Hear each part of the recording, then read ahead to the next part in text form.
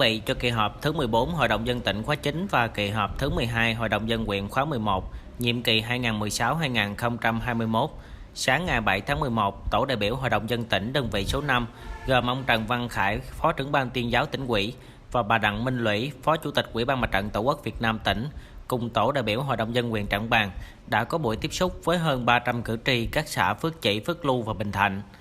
Trong buổi tiếp xúc, cử tri ba xã Cánh Tây vui mừng khi nghe đại biểu Hội đồng dân tỉnh Trần Văn Khải thông báo dự kiến trong tháng 11 2019 sẽ khởi công nâng cấp sửa chữa tuyến đường huyết mạch nối liền ba xã đã từ lâu gây bức xúc do xuống cấp nghiêm trọng trong thời gian dài.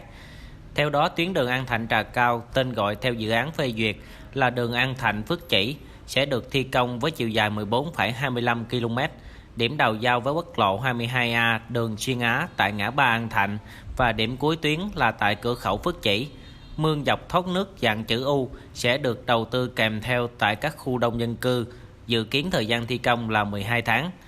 Tại buổi tiếp xúc, cử tri các xã cũng đã có hai kiến nghị là cần trang bị thêm đèn chiếu sáng tại tuyến đường An Thạnh - Phước Chỉ sau khi đã nâng cấp để thuận tiện cho việc đi lại vào đêm tối và đảm bảo an ninh trật tự cho bà con các xã.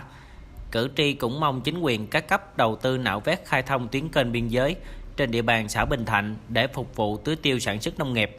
Tại buổi tiếp xúc, đại biểu Hội đồng dân tỉnh đã báo cáo với cử tri dự kiến nội dung chương trình kỳ họp thứ 14, báo cáo kết quả nhiệm vụ phát triển kinh tế xã hội 10 tháng đầu năm, phương hướng những tháng cuối năm 2019, đồng thời trả lời một số ý kiến phản ánh của cử tri trong lần tiếp xúc trước.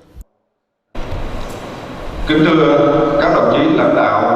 Hội đồng dân huyện nhiệm kỳ 2016-2021